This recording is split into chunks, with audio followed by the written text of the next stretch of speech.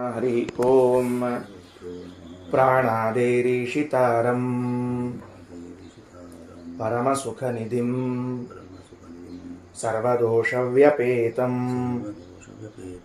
ಸರ್ವಾಂತಸ್ಥಂ ಸುಪೂರ್ಣಂ ಪ್ರಕೃತಿಪತಿಮಜಂ ಸರ್ವಬಾಹ್ಯಂ ಸುನಿತ್ಯಂ ಸರ್ವಜ್ಞಂ ಸರ್ವಶಕ್ತಿಂ ಸುರಮುನಿಮನುಜಾದ್ಯೈಃ ಸದಾ ಸೇವ್ಯಮಾನಂ ವಿಷ್ಣುಂ ವಂದೇ ಸದಾಹಂ ಸಕಲ ಜಗದನಾದ್ಯಂತ ಮಾನಂದದಂ ತಂ. ದಿವಸ ಪಾಠದಲ್ಲಿ ಕೊನೆಗೆ ಓದುವಾಗ ಏನು ವಾಕ್ಯ ಓದಿದ್ವಿ ಅಂದ್ರೆ ಸೋವೇತ್ ಕೊನೆ ವಾಕ್ಯ ಇದೆ ನೋಡ್ರಿ, 5ನೇ ಮಂತ್ರದ ಭಾಗ. ಅಲ್ಲಿ ಸೋಹೇಯ ಮೀಕ್ಷಾಂಚಕ್ರೆ ಅನ್ನೋದಕ್ಕೆ ಹೇಳಿಕೊಂಡು ಪಿಪೀಲಿಕಾಭ್ಯ ತತ್ ಸರ್ವಮಸೃಜತ ಅಂತ ಮುಗಿಸಿ ಸೋವೇತ್ ಅಂತ ಪ್ರಾರಂಭ ಆಯಿತು. ಸೋವೇದಹಂ ಅದ ಅಲ್ಲ, ಅಲ್ಲಿಂದ ಪ್ರಾರಂಭ ಆಗಬೇಕಾಗಿದೆ. ಅಲ್ಲೊಂದು ಸಣ್ಣ ಮುದ್ರಣ ದೋಷ ಅದ, ಅದನ್ನು ತಿದ್ದುಕೊಳ್ರಿ. ಸೋವೇದಹಂ ವಾಚ ಅಂತದ, ಅದು ಚ ಅಲ್ಲ, ವ ಆಗಬೇಕು. ವ ಆಗಬೇಕು. ಚ ಕಾಟ್ ಹೊಡಿರಿ, ವ ಬರ್ಕೊಳ್ರಿ. ಮುದ್ರಣ ದೋಷವನ್ನು ತಿದ್ದುಕೊಳ್ರಿ. ಏನಂತ? ಸೋವೇತ ಅಹಂ ವಾವ ಸೃಷ್ಟಿರಸ್ಮಿ ಅಹಂ ಹಿ ಇದಂ ಸರ್ವಮಸೃಕ್ಷಿ ಇತಿ ತತಃ ಸೃಷ್ಟಿ ಅಭವತ್ ಸೃಷ್ಟ್ಯಾಂ ಹ ಏತಸ್ಯಾಂ ಭವತಿ ಯಹ ಏವಂ ವೇದ. ಇಷ್ಟು ವಾಕ್ಯ ಅದು. ಈ ವಾಕ್ಯ ಬಹಳ ಚಂದದ. ಅಂದ್ರೆ ಬ್ರಹ್ಮದೇವರಿಗೊಂದು ಸೃಷ್ಟಿ ಅನ್ನುವ ಹೆಸರು ಬಂತು ಅನ್ಲಿಕ್ಕೆ ಹೇಳಿ ಹೊರಟದ್ದು ನೋಡ್ರಿ. ಬ್ರಹ್ಮದೇವರಿಗೆ ಇದು ಪ್ರಾರಂಭ ಆದಾಗ, ಪ್ರಜಾಪತಿ ಬ್ರಾಹ್ಮಣ ಪ್ರಾರಂಭವಾದಾಗಿನಿಂದ ಏನೇನು ಹೆಸರುಗಳವ ಅಂತ ತಿಳ್ಕೊಳ್ರಿ. ಪುರುಷ ವಿಧ ಅಂತ ಹೆಸರದ, ಪುರುಷ ಅಂತ ಹೆಸರದ ಅಂತ ಬಂದ ಮೇಲೆ ಈಗಿಲ್ಲಿ ಸೃಷ್ಟಿ ಎನ್ನುವ ಹೆಸರಿದೆ. ಯಾರಿಗೆ ಹೆಸರು ಸೃಷ್ಟಿ ಅಂತ ತಿಳಿದುಕೊಂಡು ಬ್ರಹ್ಮದೇವರಿಗೆ ಸೃಷ್ಟಿ ಅಂತ ಹೆಸರು. ಪ್ರಾಯ ನಾವಿದು ಸ್ತ್ರೀಲಿಂಗ ಶಬ್ದ ಪುರುಷರಿಗೆ ಹೆಂಗಿಡಬೇಕು ಅಂತ ಇಟ್ಕೊಂಡಿರ್ತೇವೆ. ಬ್ರಹ್ಮದೇವರು ಸೃಷ್ಟಿ ಅನ್ನುವ ಶಬ್ದವನ್ನು ತಮಗೆ ತಾವು ಕರ್ಕೊಂಡಿದ್ದಾರೆ. ಸಹ ಅವೇತ್ ಅಂದ್ರೆ ಆ ಬ್ರಹ್ಮದೇವರು ತಿಳಿದರು. ಏನಂತ ತಿಳಿದರು? ಅಹಂ ವಾವ ಸೃಷ್ಟಿ ಅಸ್ಮಿ, ನಾನು ಸೃಷ್ಟಿ ಎಂಬ ಹೆಸರಿನಿಂದ ಕರೆಸಿಕೊಳ್ಳುತ್ತೇನೆ. ಯಾಕ? ಅಹಂ ಹಿ ಇದಂ ಸರ್ವಂ ಅಸೃಕ್ಷಿ, ಇದೆಲ್ಲವನ್ನು ನಾನು ಸೃಷ್ಟಿ ಮಾಡಿದ್ದೇನೆ. ಸರಿ ಆಯ್ತಾ?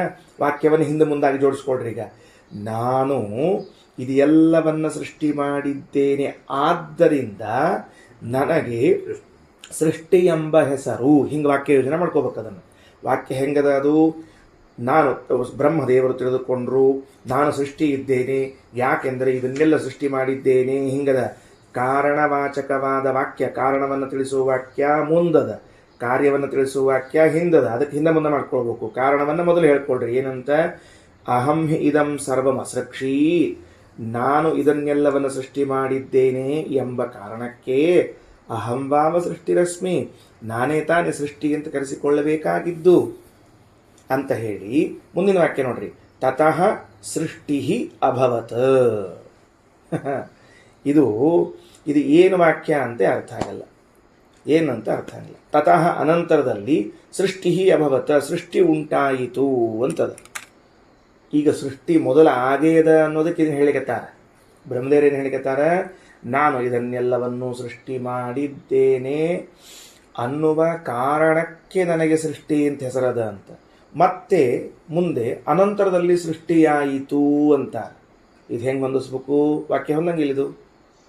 ಒಂದು, ಸೃಷ್ಟಿ ಅಭವತ ಅಂತ ಅನ್ನೋ ಶಬ್ದಕ್ಕೆ ಸೃಷ್ಟಿಯೂ ಆಯಿತು ಅಂತ ಅರ್ಥವೋ, ಸೃಷ್ಟಿ ಎಂಬ ಹೆಸರು ಆಯಿತು ಅಂತ ಅರ್ಥವೋ? ಅದನ್ನು ಹೊಂದಿಸ್ಬೇಕಲ್ಲ. ಅದನ್ನು ನೋಡ್ರಿ. ಮೇಲೆ ಉತ್ತಮ ಪುರುಷ ಪ್ರಯೋಗ ಅದ, ಕೆಳಗಡೆಗೆ ಪ್ರಥಮ ಪುರುಷ ಪ್ರಯೋಗದ. ಸೃಷ್ಟಿ ಅಭವತ, ಸೃಷ್ಟಿಯು ಆದನು ಅಂತ. ಸೃಷ್ಟಿಯೂ ಆಯಿತು ಅನ್ನಬಹುದು ಅಥವಾ ಸೃಷ್ಟಿಯೂ ಆದನು ಅನ್ನಬೇಕು.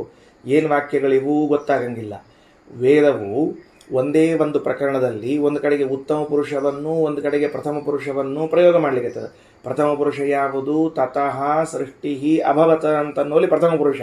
ಸೃಷ್ಟಿ ಅಭವತ, ಸೃಷ್ಟಿಯು ಆಯಿತು. ಮೇಲಿನ ಸಾಲಿನಲ್ಲಿ ಸೃಷ್ಟಿ ಅಸ್ಮಿ ಉತ್ತಮ ಪುರುಷ. ಹಾಗಾದರೆ ಇದನ್ನು ಹೆಂಗೆ ಹೊಂದಿಸ್ಬೇಕು ತಿಳಿಯೋದಿಲ್ಲ.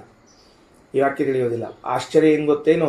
ಈ ವಾಕ್ಯಕ್ಕೆ ವ್ಯಾಖ್ಯಾನವನ್ನೇ ಮಾಡಲಿಲ್ಲ, ಬಿಟ್ಬಿಟ್ರು. ಏನು ಮಾಡ್ಬೇಕು ಮತ್ತೆ ಇದನ್ನು? ಅದಕ್ಕೆ ರಘುತ್ತಮ ಸ್ವಾಮಿಗಳವರು ಬಹಳ ಚಂದ ವ್ಯಾಖ್ಯಾನ ಮಾಡ್ತಾರೆ, ಮಹಾನುಭಾವರು ಭಾಳ ಚಂದ. ನೋಡಿದ್ರೆ ಆನಂದ ಆಗ್ತದೆ. ಈ ವಾಕ್ಯವನ್ನು ಹಿಂಗೆ ಇಟ್ಕೊಳ್ರಿ ಕೈಯಾಗ. ಅದಕ್ಕಂತಾರೆ ಎಷ್ಟು ಸರಳದ ಗೊತ್ತೇನು ಈ ವಾಕ್ಯ ಅಂತಾರೆ. ಅವ್ರಿಗೆ ಸರಳದ ಸ್ವಾಮಿ, ನಮಗೆ ಹೆಂಗೆ ಅಂತಾರೆ? ಏನು ಸರಳದ? ಸೋವೇತ್ ನೋಡ್ರಿ, ಎಲ್ಲಿ ತನಕ ಒಂದು ಸೆಂಟೆನ್ಸ್ ಮಾಡ್ಕೊಳ್ರಿ. ಸಹ ಅವೇತ್, ಆ ಚತುರ್ಮುಖ ಬ್ರಹ್ಮದೇವರು ತಿಳಿದುಕೊಂಡರೂ ಅಹಂ ವಾವ ಸೃಷ್ಟಿ ಅಸ್ಮಿ ಅಹಂ ಹಿ ಇದಂ ಸರ್ವಂ ಅಸೃಕ್ಷಿ ಇತಿ. ಇಲ್ಲಿ ಒಂದು ಸೆಂಟೆನ್ಸ್ ಕಂಪ್ಲೀಟ್. ಇತಿ ಅಂತಾದಾಗ ಅಲ್ಲಿಗೆ ಒಂದು ವಾಕ್ಯ ಮುಗಿಯಿತು. ಏನಂತ? ನಾನು ಇದನ್ನೆಲ್ಲವನ್ನು ಸೃಷ್ಟಿ ಮಾಡಿದ್ದೇನೆ, ಆದ್ದರಿಂದ ನನಗೆ ಸೃಷ್ಟಿ ಎಂದು ಹೆಸರು ಎಂದು ಬ್ರಹ್ಮದೇವರು ತಿಳಿದುಕೊಂಡರು. ಒಂದು ವಾಕ್ಯ ಪರಿಪೂರ್ಣವಾಗಿ ಹೋಯಿತು. ಮತ್ತೆ ತತಃ ಸೃಷ್ಟಿ ಅಭವತ್ ಅನ್ನೋದು ಎರಡನೇ ವಾಕ್ಯವ, ಅದರಿಂದ ಸೃಷ್ಟಿ ಅನ್ನೋದು ಉಂಟಾಯಿತು ಅಂತ ಅಲ್ಲ. ಯಾಕಂದ್ರೆ ಈಗ ಸೃಷ್ಟಿ ಆದಮೇಲೆ ತಾನೇ ಹೇಳ್ಕೊಂಡದ್ದು. ಮತ್ತು ಹಂಗಾರೆ ಇದೇನು ವಾಕ್ಯ ಅಂದರೆ, ಅದಕ್ಕೆ ರಘುತ್ತಮ ಸ್ವಾಮಿಗಳಂತಾರ ವೇದ ಪುರುಷ ಉವಾಚ. ಈ ವಾಕ್ಯವನ್ನು ಹೇಳಿದವರು ವೇದ ಪುರುಷ, ಮೇಲಿನ ವಾಕ್ಯವನ್ನು ಹೇಳಿದವರು ಬ್ರಹ್ಮದೇವರು. ಒಂದು ಪ್ರಕರಣದಲ್ಲಿ ಎರಡು ವಾಕ್ಯ ಸೇರ್ಕೊಂಡ್ಬಿಟ್ಟದ. ಬ್ರಹ್ಮದೇವರು ತಾವಂದುಕೊಂಡ ವಾಕ್ಯವನ್ನೂ ವೇದ ಹೇಳಿಬಿಟ್ಟದ, ವೇದ ಪುರುಷ ಹೇಳಿದ ವಾಕ್ಯವನ್ನೂ ಹೇಳಿಬಿಟ್ಟದ. ಅಂದ್ರೆ ಏನಾಯಿತು? ವೇದ ಪುರುಷ ಹೇಳಿದ ವಾಕ್ಯ ಅಂದ್ರೆ ತತಃ, ಆದ್ದರಿಂದಲೇನೇ. ಯಾವುದರಿಂದ? ಬ್ರಹ್ಮದೇವರು ಇಷ್ಟು ದೊಡ್ಡದಾದ ಜಗತ್ತನ್ನು ನಿರ್ಮಾಣ ಮಾಡಿದ್ದರಿಂದಲೇನೇ ಅವರಿಗೆ ಸೃಷ್ಟಿ ಅಭವತ್, ಸೃಷ್ಟಿ ಎಂಬ ಶಬ್ದದಿಂದ ಕರೆಯಲಾಯಿತು. ಸೃಷ್ಟಿ ಅಂತ ಕರೆಯಬೇಕು. ಯಾರು ಹೇಳಿದ ಮಾತಿದು? ವೇದ ಪುರುಷ ಹೇಳಿದ ಮಾತು. ಮೊದಲನೇ ವಾಕ್ಯ ಯಾರದ್ದು? ಬ್ರಹ್ಮದೇವರದ್ದು. ಎರಡನೇ ವಾಕ್ಯ ಯಾರದ್ದು? ವೇದ ಪುರುಷಂದು. ಹೀಗೆ ವಾಕ್ಯಗಳನ್ನು ಯೋಜನೆ ಮಾಡಬೇಕು ಅಂತ ತಿಳಿದುಕೊಂಡು ರಘುತ್ತಮ ಸ್ವಾಮಿಗಳು ತಿಳಿಸಿದರು. ಏನಾತು? ಇಲ್ಲದೇ ಇದ್ರೆ ವಿಷಯ ಹೊಂದುವುದಿಲ್ಲ. ತತಸೃಷ್ಟಿರಭವತ ಅಂದ್ರೆ ಆಮೇಲೆ ಸೃಷ್ಟಿ ಆಯಿತು ಅಂದ್ರೆ, ಪೂರ್ವದಲ್ಲಿ ಸೃಷ್ಟಿಯನ್ನೆಲ್ಲ ಹೇಳಿ ಅನಂತರದಲ್ಲಿ ಸೃಷ್ಟಿ ಆಯಿತು ಅಂತ ಹೇಳೋದು. ಹಂಗೆ ಸೃಷ್ಟಿ ಆಗ್ಯದ ಮುಂದೆ, ಆಗಿಲ್ಲ ಅಂತಲ್ಲ. ಆದರೆ ಇಲ್ಲಿ ಬೇಕಾಗಿದ್ದ ಅಭಿಪ್ರಾಯ ಏನು ಅಂದ್ರೆ, ನಾನು ಸೃಷ್ಟಿ ಮಾಡಿದ್ದಕ್ಕೆ ನನ್ನ ಹೆಸರು ಸೃಷ್ಟಿ ಅದ ಅಂತ ತಿಳ್ಕೊಂಡ್ರು ಅಂತ ಬೇಕಾಗಿದೆ. ಅದಕ್ಕೆ ಈ ವಾಕ್ಯ ಹೊಂದಂಗಿಲ್ಲ. ಆದ್ದರಿಂದ ಒಂದು ವೇದ ಪುರುಷನ ವಾಕ್ಯ ಒಂದು, ಮತ್ತೆ ಬ್ರಹ್ಮದೇವರ ವಾಕ್ಯ ಅಂತ ಹೊಂದಿಸಿಕೊಳ್ರಿ. ಸರಿ, ಮುಂದೆ ಹೋಗೋಣ ಬರ್ರಿ. ಇದಿಷ್ಟಾದ ಮೇಲೆ ಸೃಷ್ಟ್ಯಾಂ ಹ ಅಸ್ಯ ಏತಸ್ಯಾಂ ಅಸ್ಯ ಏತಸ್ಯಾಂ ಭವತಿ ಯಹ ಏವಂ ವೇದ. ಯಾರು ಹೀಗೆ ತಿಳಿದುಕೊಳ್ಳುತ್ತಾರೋ ಅವರು ಸೃಷ್ಟಿಯಲ್ಲಿ ಬ್ರಹ್ಮದೇವರಿಗೆ ಮಗನಾಗಿ ಹುಡುತ್ತಾರ, ಸಾಕ್ಷಾತ್ ಪುತ್ರನಾಗಿ ಹುಡುತ್ತಾರ. ನಿನ್ನೆ ಕೊನೆಯಲ್ಲಿ ಬಂತದು. ಇದೇನು? ಇದೊಂದು ತತ್ವ. ಬ್ರಹ್ಮದೇವ ನಡೆಸಿದ ಸೃಷ್ಟಿ ತತ್ವವನ್ನು ಯಾರು ಅಧಿಕಾರಿಗಳು ಅದನ್ನು ಚಿಂತನೆ ಮಾಡಿ, ಅದನ್ನು ಧ್ಯಾನ ಮಾಡಿ ಸಾಕ್ಷಾತ್ಕಾರ ಮಾಡಿಕೊಳ್ಳುತ್ತಾರೋ ಅವರಿಗೆ ಮುಂದಿನ ಕಲ್ಪಗಳಲ್ಲಿ ಬ್ರಹ್ಮದೇವರು ಸೃಷ್ಟಿ ಮಾಡುವಾಗ ಇರುವೆ, ಕತ್ತೆ, ಹಂದಿ, ನಾಯಿ ಏನೇನೇನೇನು ಸೃಷ್ಟಿ ಮಾಡ್ತಾ ಬಂದಿದ್ದಾರೋ ಆ ಎಲ್ಲ ಸೃಷ್ಟಿಗಳಲ್ಲಿ ಒಬ್ಬನಾಗಿ ಸಾಕ್ಷಾತ್ ಬ್ರಹ್ಮದೇವರ ಮಗನಾಗುವಂಥ ಭಾಗ್ಯ ಬರ್ತದೆ. ಸರಿ, ಇನ್ನು ಉಪನಿಷತ್ತು ಮುಗಿದ ಮೇಲೆ ಭಾಷ್ಯಕ್ಕೆ ಬರೋಣಂತ. ಭಾಷ್ಯದಲ್ಲಿ ಒಂದು ಸ್ವಲ್ಪ ಚರ್ಚಾಸ್ಪದ ಅಂಶ ಅದ, ಹೇಳೋಣಂತ. ಏನು ಚರ್ಚಾ ಅದ? ನಿನ್ನೆ ದಿವಸ ಹೇಳಿದ್ವಿ, ಸರಸ್ವತೀ ದೇವಿ ಅಂದುಕೊಂಡ್ಲು ಬ್ರಹ್ಮದೇವರು ನನ್ನನ್ನು ಸೃಷ್ಟಿ ಮಾಡಿ ನನ್ನನ್ನೇ ಕೂಡ್ತಾ ಇದ್ದಾರಲ್ಲ, ನನ್ನನ್ನೇ ಅನುಭವಿಸ್ತಾ ಇದ್ದಾರಲ್ಲ ಇವರು, ಇದು ಯೋಗ್ಯ ಅಲ್ಲ ಅಂತ ತಿಳಿದುಕೊಂಡು ಸರಸ್ವತೀ ದೇವಿಯು ಅದೃಶ್ಯಳಾಗಿ ಬಿಟ್ಲು. ಅದೃಶ್ಯಳಾಗಿ ಆಕಳಾದ್ಲು, ಬ್ರಹ್ಮದೇವರು ಎತ್ತಾದರು ಅಂತ ಹೀಗೆಲ್ಲ ಮುಂದೆ ಮುಂದೆ ಬೇರೆ ಬೇರೆ ಆಯಿತು ಅಂತ ಕೇಳಿದ್ದೇವೆ. ಆ ವಾಕ್ಯವನ್ನು ತೆಗೆದುಕೊಳ್ತಾರೆ ಶ್ರೀಮದಾಚಾರ್ಯ. ಏನು ಹಾಗಿದ್ದರೆ ಬ್ರಹ್ಮದೇವರು ಮಾಡಿದ್ದು ಅಧರ್ಮವಾ, ಬ್ರಹ್ಮದೇವರು ಮಾಡಿರುವಂತಹದ್ದು ಅಧರ್ಮವಾ ಅನ್ನುವ ಪ್ರಶ್ನೆ ಇದೆ. ಗಟ್ಟೆ ನೆನಪಿಟ್ಟುಕೊಳ್ಳ್ರಿ. ಇಲ್ಲೇ ಪರಶುಕ್ಲತ್ರಯತ್ವ ನಿರ್ಧಾರ ಆಗೋದು. ವಾಯುದೇವರ ಬ್ರಹ್ಮದೇವರ ಶುಕ್ಲ ಪರಶುಕ್ಲತ್ವ ಅನ್ನೋದು ಶುದ್ಧ ಧರ್ಮ ಅನ್ನೋದು, ಅಥವಾ ಶುದ್ಧೇ ಭಾಗವತೆ ಧರ್ಮೇ ನಿರತೋ ಯದೃಕೋದರ ಅಂತ ಅನ್ನೋದು ನಿರ್ಧಾರ ಆಗೋದಿಲ್ಲೇ. ಏನು? ಬ್ರಹ್ಮದೇವರು ತಾವು ಸೃಷ್ಟಿ ಮಾಡಿದ ಸರಸ್ವತಿಯನ್ನು ತಾವೇ ಸೇರಿದ್ದರಿಂದಾಗಿ ಇದು ಅಧರ್ಮ ಎಂದು ತಿಳಿದು ಸರಸ್ವತೀ ದೇವಿ ಕಣ್ಮರೆಯಾಗಿ ಓಡಿ ಹೋದಳು ಅಥವಾ ಕಣ್ಮರೆಯಾಗಿ ಹೋದಳು ಅಂತ ವೇದವಾಕ್ಯ ಇದ್ದರೆ ಅದನ್ನು ನಾವು ಇದ್ದದ್ದನ್ನು ಇದ್ದಂತೆ ತೆಗೆದುಕೊಂಡರೆ, ಶ್ರೀಮದಾಚಾರ್ಯರ ಭಾಷ್ಯವಿಲ್ಲದೆ ಹೋದರೆ ಬ್ರಹ್ಮದೇವರು ಕೂಡ ಅಧಾರ್ಮಿಕರು ಎಂಬುವಂತಹ ತಪ್ಪು ತಿಳುವಳಿಕೆ ಉಂಟಾಗ್ತದೆ. ಅಲ್ಲ ಮತ್ತೇನರ್ಥ ಅದಕ್ಕೆ ವಾಕ್ಯ ತೋಳ್ ಕೆಳಗಡೆಗೆ. ಸರ್ವಜ್ಞಾಪಿತು ಸಾದೇವಿ ವಿರಿಂಚೆ ಭಕ್ತಿಮತ್ಯಪಿ ತದ್ಭಾರ್ಯತಾಮಾತ್ಮನಶ್ಚ ನಿತರಾಂ ಧರ್ಮಮೀಕ್ಷತಿ ಅನಾದ್ಯನಂತ ಸಂಬಂಧಂ ಉಭಯೋರಪಿ ಜಾನತಿ ಸ್ತ್ರೀ ಸ್ವಭಾವಂ ದರ್ಶಯಂತಿ ಸಾಧರ್ಮಮಿವ ಚೈಕ್ಷತ್. ಏನದ ನೋಡ್ಕೊಳ್ರಿ. ಸಾ ದೇವಿ, ಆ ಸರಸ್ವತೀ ದೇವಿಯು ಸರ್ವಜ್ಞಾ, ಮೊದಲನೆಯದ್ದು ಸರ್ವಜ್ಞಳು. ಒಂದು ಶಬ್ದ ಕಡಿಮೆ ಮಾಡಂಗಿಲ್ಲ. ಶ್ರೀಮದಾಚಾರ್ಯರು ಸರಸ್ವತೀ ದೇವಿಯನ್ನು ಹೇಳುವಾಗ ಒಂದು ಶಬ್ದ ಸರ್ವಜ್ಞ ಅಂತ ಹಾಕದೇ ಇದ್ರೂ ಏನು ಬಾಧಕ ಆಗ್ತಿರ್ಲಿಲ್ಲ. ಸಾ ದೇವಿ ವಿರಿಂಚೆ ಭಕ್ತಿಮತ್ಯಪಿ ಅಂದ್ರೂ ವಿಷಯ ಮುಗಿತಿತ್ತು. ಸಾ ದೇವಿ ಸರ್ವಜ್ಞ, ಆ ಸರಸ್ವತೀ ದೇವಿಯು ಅಥವಾ ಭಾರತೀ ದೇವಿಯು, ಇಲ್ಲಿ ಭಾರತೀ ದೇವಿ ವಿಷಯ ಬಂದಿಲ್ಲ, ಸಮಾನ ಪದವಿಯಲ್ಲಿದ್ದರಿಂದ ಅವರಿಗೂ ಕೂಡ ಈ ವಿಷಯವನ್ನು ತಿಳ್ಕೊಳ್ರಿ. ಆ ಸರಸ್ವತೀ ದೇವಿಯು ಸರ್ವಜ್ಞ, ಸರ್ವಜ್ಞಳಾಗಿದ್ದಾಳೆ. ಯಾಕೆ ಈ ವಿಶೇಷಣ? ಅವಳಿಗೂ ಗೊತ್ತು ಧರ್ಮ ಯಾವುದು ಅಧರ್ಮ ಯಾವುದು ಅಂತೆಲ್ಲವೂ ಗೊತ್ತು ಅವಳಿಗೆ. ಮತ್ತಷ್ಟೇ ಅಲ್ಲ, ವಿರಿಂಚೆ ಭಕ್ತಿಮತ್ಯಪಿ, ಬ್ರಹ್ಮದೇವರಲ್ಲಿ ಭಕ್ತಿ ಅದ. ಯಾಕೆ ಬ್ರಹ್ಮದೇವರಲ್ಲಿ ಭಕ್ತಿ ಅದ? ಬ್ರಹ್ಮದೇವರು ಗಂಡನಲ್ಲಿ ಅವಳು ಭಕ್ತಿಯನ್ನ ಮಾಡ್ತಾ ಇದ್ದಾಳೆ. ತದ್ಭಾರ್ಯತಾಂ ಆತ್ಮನಶ್ಚ ನಿತರಾಂ ಧರ್ಮಮೀಕ್ಷತಿ, ಬ್ರಹ್ಮದೇವರಿಗೆ ನಾನು ಹೆಂಡತಿಯಾಗಿರುವುದು ಸರ್ವಥಾ ಧರ್ಮ. ಎಂತಹದ್ದೇ ಪ್ರಸಂಗವಿದ್ರೂ ಕೂಡ ನಾನು ಬ್ರಹ್ಮದೇವರ ಹೆಂಡತಿಯಾಗಿರಬೇಕು, ಇದು ನನ್ನ ಧರ್ಮ ಎನ್ನುವುದನ್ನು ತಿಳಿದಿದ್ದಾಳೆ. ಅನಾದ್ಯನಂತ ಸಂಬಂಧಂ, ಈ ಗಂಡ ಹೆಂಡತಿ ಸಂಬಂಧವು ಇಂದು ನಿನ್ನೆ ಬಂದದ್ದಲ್ಲ, ಅನಾದ್ಯನಂತ ಕಾಲಗಳವರೆಗೆ ಇರುವಂತಹದ್ದು ಅನ್ನುವುದು. ಉಭಯೋ ಅಪಿ ಜಾನತಿ, ಇವೆರಡನ್ನೂ ತಿಳಿದರೆ ನಾನು ಬ್ರಹ್ಮದೇವರ ಹೆಂಡತಿಯಾಗಿರುವುದು ಧರ್ಮವೆಂದೂ ನಮ್ಮಿಬ್ಬರ ಸಂಬಂಧವು ಅನಾದ್ಯನಂತ ಕಾಲವೆಂದದ್ದನ್ನು ತಿಳಿದರೂ ಕೂಡ ಮುಗೀತು. ಇಷ್ಟಕ್ಕೆ ನಿಲ್ಲಿಸೋಣ. ಈಗ ನಾವು ಏನು ತಿಳ್ಕೊಳ್ಳೋಣ, ಏನು ಚರ್ಚೆಗೆ ತಗೋಣ ಅಂತಂದ್ರೆ, ಸರಸ್ವತೀ ದೇವಿಯು ಹಾಗೂ ಬ್ರಹ್ಮದೇವರು, ಸ್ವಲ್ಪ ಎಲ್ಲರೂ ಈ ಕಡೆಗೆ, ಪುಸ್ತಕ ಬೇಡ, ಈ ಕಡೆಗೆ. ಸರಸ್ವತೀ ದೇವಿ ಹಾಗೂ ಬ್ರಹ್ಮದೇವರು ಅನಾದಿ ಅನಂತ ಕಾಲದವರೆಗೆ ಗಂಡ ಹೆಂಡತಿಯರೇ ಆಗಿರುತ್ತಾರೆ. ಗಂಡ ಹೆಂಡತಿಯರೇ ಆಗಿರುತ್ತಾರೆ ಅಂದ್ರೇನು? ಅನಾದ್ಯನಂತ ಕಾಲದಿಂದ ಅಂದ್ರೆ ಅಸೃಜ್ಜಾವಸ್ಥೆಯಲ್ಲಿ ಇರುವಾಗಲೂ ಬ್ರಹ್ಮ ಸರಸ್ವತಿಯರು ಗಂಡ ಹೆಂಡತಿಯರೇ, ವಾಯುಭಾರತೀಯರು ಗಂಡ ಹೆಂಡತಿಯರೇ. ಸೃಜ್ಜಾವಸ್ಥೆಗೆ ಬಂದಾಗಲೂ ಕೂಡ ಗಂಡ ಹೆಂಡತಿಯರೇ ಹೋಯಿತು. ಮೋಕ್ಷದಲ್ಲಿ ಹೋದಾಗಲೂ ಕೂಡ ಗಂಡ ಹೆಂಡತಿಯರೇ. ಅನಾದ್ಯನಂತ ಶಬ್ದದ ವಿವರಣೆಯನ್ನು ಹೆಂಗೆ ಕೊಡ್ತೀರಿ ನೀವು? ಅನಾದ್ಯನಂತ ಶಬ್ದ ವಿವರಣೆ ಹೆಂಗೆ ಕೊಡಬೇಕು? ಅನಾದಿ ಅನಂತ, ಹಿಂಗೆ ಅನಾದಿ ಅನಂತ ಹಿಂಗೆ ಮಾಡಿದಾಗ್ತದೆ, ಅದು ಅನಾದಿ ಅಂತ ತಿಳ್ಕೊಂಡು ಹೆಂಗೆ ಮಾಡ್ಬೇಕು ಅದನ್ನು? ಅನಾದ್ಯನಂತ ಕಾಲವನ್ನು ನೀವು ತಿಳಿಯಬೇಕಾಗಿದ್ದರೆ ಅಸೃಜ್ಜಾವಸ್ಥೆ ಇನ್ನೂ ಸೃಷ್ಟಿ ಮಾಡಿಲ್ಲ ಪರಮಾತ್ಮ. ಅನಾದ್ಯನಂತ ಕಾಲ ಅಂತನ್ನುವ ಕಾಲದಲ್ಲಿ ಸೃಷ್ಟಿಯಾಗದೇ ಇರುವ ಅವಸ್ಥೆಯಲ್ಲೂ ಕೂಡ ಅವರು ಹಂಗೆ ಇದ್ದಾರೆ, ಸೃಷ್ಟಿ ಆದ ಮೇಲೂ ಹಂಗೆ ಇರ್ತಾರೆ, ಮೋಕ್ಷದಲ್ಲೂ ಹಂಗೆ ಇರ್ತಾರೆ. ಅಂದ್ರೆ ಇದರ ಲೆಕ್ಕ ಏನು ಅಂದ್ರೆ, ಇವರು ಸೃಷ್ಟಿಗೆ ಬರುವಾಗ ಜೊತೆಗೇ ಬರಬೇಕು, ಮೋಕ್ಷಕ್ಕೆ ಹೋಗುವಾಗ ಜೊತೆಗೇ ಹೋಗಬೇಕೇ ಹೊರತಾಗಿ ಒಬ್ಬರು ಹಿಂದೆ ಒಬ್ಬರು ಮುಂದೆ ಹಂಗೆ ಸೃಷ್ಟಿ ಮಾಡೋ ಕಾಲಕ್ಕೆ ಪರಮಾತ್ಮ ಹಿಂದೆ ಮುಂದೆ ಮಾಡಿರಲಿ, ಆದರೆ ಸೃಷ್ಟಿಗೆ ಬರೋ ಕಾಲಕ್ಕೆ ಒಟ್ಟಿಗೆ ಬರಬೇಕು. ಅನಾದ್ಯನಂತ ಕಾಲದಲ್ಲಿ ಗಂಡ ಹೆಂಡತಿಯರಾಗಿರ್ತಾರೆ ಅಂತ ಅನ್ನೋದ್ರ ಅಭಿಪ್ರಾಯ. ನಮ್ಮಲ್ಲಿ ಲೋಕದಲ್ಲಿ ಅನಾದ್ಯನಂತ ಕಾಲದ ಗಂಡ ಹೆಂಡತಿಯರು ಅಂತ ಒಪ್ಪಿಲ್ರಿ. ನಮ್ಮಲ್ಲೇನು ಒಪ್ಪ್ಯಾರ? ಋಣ ಅನುಬಂಧ ರೂಪೇಣ ಪಶುಪತ್ನಿ ಸುತಾದಯ. ಋಣ, ಅವರು ನಮ್ಮ ಋಣವನ್ನು, ನಾವು ಅವ್ರ ಋಣವನ್ನು ತಿಂದಿರ್ತೀವಿ. ಅದಕ್ಕಾಗಿ ಅವರು ನಮಗೆ ಹೆಂಡತಿ, ನಾವು ಅವರಿಗೆ ಗಂಡ ಆಗಿ ಬಂದಿರ್ತೀವಿ. ಋಣ ಮುಗಿದರೆ, ಸಾಲ ಮುಗಿದರೆ ಮುಂದಿನ ಕ್ಷಣಕ್ಕೆ ನಾವು ಅವರು ಜೊತೆಗಿರುವುದಿಲ್ಲ. ಎಷ್ಟು ವಿಚಿತ್ರದ ನೋಡ್ಕೊಳ್ರಿ. ನಮಗನಿಸ್ತಿರ್ತದೆ ಹಿಂಗ್ಯಾಕಾತು ಏನು ಪ್ರಸಂಗ ಇದು ಅಂತ ತಿಳ್ಕೊಂಡು ಏನು ಗಾಬರಿ ಆಗಬೇಡ್ರಿ. ಎಲ್ಲ ನಮ್ಮದೇ ಸ್ವಯಂಕೃತವಾದದ್ದೇ, ಅದು ಬೇರೆ ಇನ್ಯಾರು ಕೃತವಾದದ್ದಲ್ಲ. ಚಂದ ಋಣ ತಿಂದೀವಿ ಅಥವಾ ಅವ್ರು ನಮ್ಮ ತಿಂದಾರ ಅನ್ನೋದಕ್ಕೇನೆ ನಾವು ಅವ್ರು ಸೇರ್ಕೊಂಡ್ಬಿಟ್ಟಿವಿ. ಇದು ನಮ್ಮಲ್ಲಿ ಹಿಂಗಿರ್ತದೆ. ಅದಕ್ಕೆ ನಮ್ಮಲ್ಲಿ ಜನ್ಮ ಜನ್ಮಾಂತರಕ್ಕೂ ಅಂತಿರಂಗಿಲ್ರಿ. ಅದಕ್ಕೆ ಪ್ರಾರ್ಥನೆ ಮಾಡ್ತಿರ್ತಾರೆ, ಏನು ಇವರೇ ಜನ್ಮ ಜನ್ಮಾಂತರಕ್ಕೂ ನಮ್ಮ ಗಂಡ ಆಗಲಿ, ಇವರೇ ನಮ್ಮ ಜನ್ಮ ಜನ್ಮಾಂತರಕ್ಕೂ ಹೆಂಡತಿ ಆಗಲಿ ಅಂತ ತಿಳ್ಕೊಂಡು ಪ್ರಾರ್ಥನೆ ಮಾಡ್ತಿರಂಗಿಲ್ಲ. ಯಾಕೆ ಪ್ರಾರ್ಥನೆ ಮಾಡ್ಬೇಕಾಯ್ತು? ಆಗಂಗಿಲ್ಲ ಅನ್ನೋದು ಪ್ರಾರ್ಥನೆ ಮಾಡ್ತಿರ್ತಾರೆ.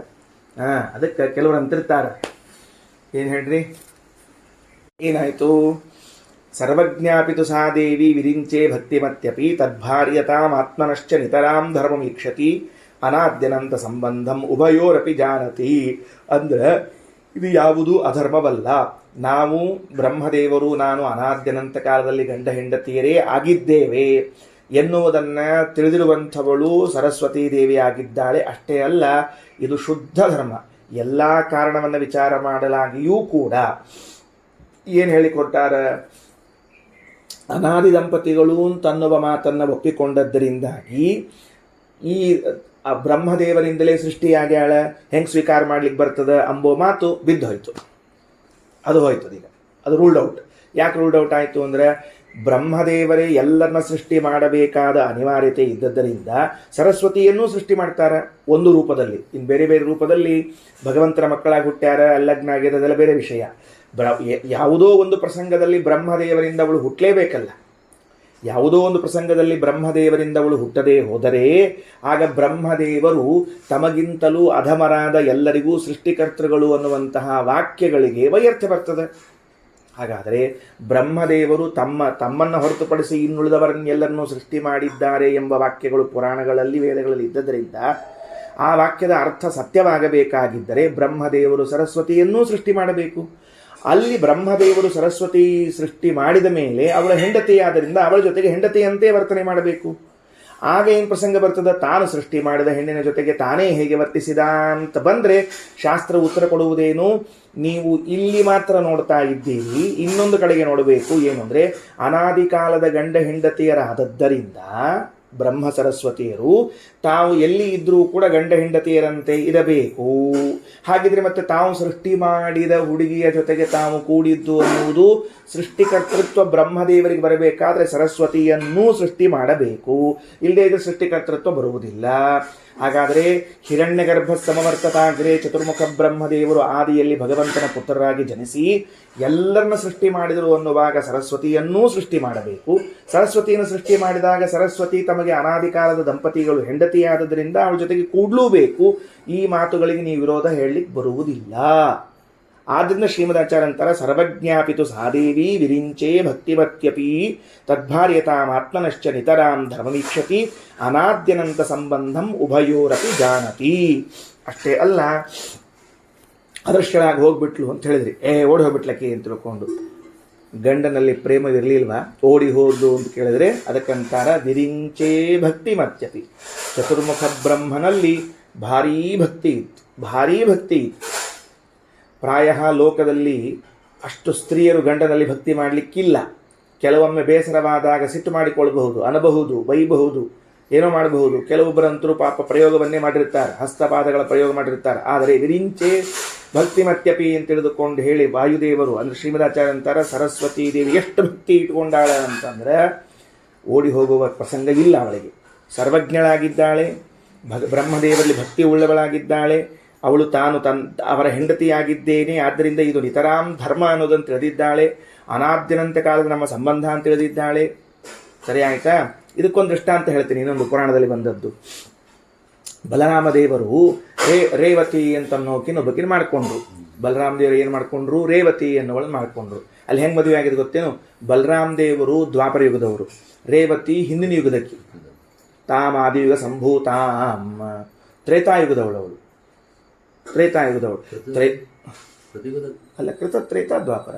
ತ್ರೇತಾಯುಗದಲ್ಲಿ ಕೃತ ಅಂತ ಹೇಳಿರಿ, ಆದಿಯುಗ ಅಂತಂದ್ರೆ ಹಿಂದಿನ ಯುಗ ಅಂತದ ಭಾಗವತದಾಗ. ಆದಿಯುಗದಲ್ಲಿ ಹುಟ್ಟಿದವಳು, ಹಿಂದಿನ ಯುಗದಲ್ಲಿ ಹುಟ್ಟಿದವಳವಳು. ಕೃತ ತ್ರೇತಾ ದ್ವಾಪರ ಕಲಿ. ದ್ವಾಪರದಲ್ಲಿ ಬಲರಾಮದೇವರು ಹುಟ್ಟ್ಯಾರ.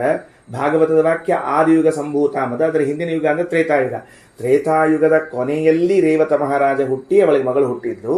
ಲಗ್ನ ಯಾರಿಗೆ ಮಾಡಿಕೊಟ್ರು ಅಂದರೆ ಬಲರಾಮದೇವರಿಗೆ. ಬಲರಾಮದೇವರು ಹುಟ್ಟಿದ್ದು ಯಾವಾಗ? ದ್ವಾಪರ ಯುಗದಲ್ಲಿ ಅಲ್ರಿ. ಮತ್ತು ನೀವು ಲಗ್ನ ಮಾಡ್ಕೊಳ್ಳೋ ಕಾಲಕ್ಕೆ ಕನ್ಯಾ ವಯಸ್ಸು ಕಡಿಮೆ ಇರಬೇಕು, ವರನ ವಯಸ್ಸು ಜಾಸ್ತಿ ಇರಬೇಕು ಅಂತ ಹೇಳ್ತಿದ್ರಿ.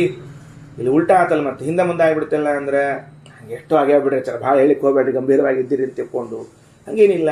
ಮತ್ತು ಇಲ್ಲೇನು ಹೇಳಬೇಕು ಅಂದರೆ ಅದಕ್ಕೆ ಸತ್ಯಧರ್ಮ ತೀರ್ಥರು ವ್ಯಾಖ್ಯಾನ ಮಾಡುವಾಗ ಹೇಳ್ತಾರೆ, ಇದು ಅನಾದಿ ದಂಪತಿಗಳ ವಿಷಯವಾದದ್ದರಿಂದಾಗಿ ಇಲ್ಲಿ ಯುಗಗಳ ಲೆಕ್ಕವು ಬರುವುದಿಲ್ಲ. ಅನಾದಿ ದಂಪತಿಗಳವರು ಈ ಸೃಷ್ಟಿಗೆ ಬರುವಾಗಲೇನೇ ದಂಪತಿಗಳಾಗಿ. ಹಂಗಾರೆ ದೇವಾಹ ಸಜಾಯಾಹ ಮುಚ್ಚಂತೆ, ದೇವತೆಗಳು ತಮ್ಮ ಹೆಂಡತಿ ಸಹಿತರಾಗಿ ಮೋಕ್ಷಕ್ಕೆ ಹೋಗ್ತಾರೆ, ತಮ್ಮ ಹೆಂಡತಿ ಸಹಿತರಾಗಿ ಸೃಷ್ಟಿಗೆ ಬರ್ತಾರೆ. ಆದ್ದರಿಂದ ಅವರು ಆದಿಯುಗದಲ್ಲೇ ಹುಟ್ಟಿರಲಿ, ಇವರು ಅಂತ್ಯಯುಗದಲ್ಲೇ ಹುಟ್ಟಿರಲಿ, ಗಂಡ ಹೆಂಡತಿ ಭಾವಕ್ಕೆ ಯಾವ ಮೋಸವೂ ಇಲ್ಲ ಅಂತ ತಿಳಿಸಿಕೊಟ್ಟಿದ್ದಾರೆ. ಹಾಗಿದ್ರೆ ಮತ್ತು ಉಪನಿಷತ್ತಿನಲ್ಲಿ ಹೇಳುವಾಗ ಏನನ್ಕೊಂಡು ಜನಯಿತ್ವ ಸಂಭವತಿ ಹಂತತಿರೋ ಅಸಾನೀತಿ, ಅದು ಛೇ ಇದು ಹೆಂಗಪ್ಪ ಅಧರ್ಮ ಅಲ್ಲೇನು ಅಂತಂದಲ್ಲ ಅಂದರೆ ಅದಕ್ಕೆ ಮುಂದಿನ ವಾಕ್ಯ, ಸ್ತ್ರೀ ಸ್ವಭಾವಂ ದರ್ಶಯಂತಿ ಸಾ ಅಧರ್ಮಮಿವ ಚ ಐಕ್ಷತ. ದೊಡ್ಡ ವಾಕ್ಯ ಇದು, ಒಂದು ಬಹಳ ಅದ್ಭುತ ವಾಕ್ಯ. ಏನಂತಾರೆ? ಸ್ತ್ರೀ ಸ್ವಭಾವಂ ದರ್ಶಯಂತಿ, ಸ್ತ್ರೀಯರ ಸ್ವಭಾವವನ್ನು ತೋರಿಸುತ್ತಾ. ಏನು ಸ್ತ್ರೀಯರ ಸ್ವಭಾವ?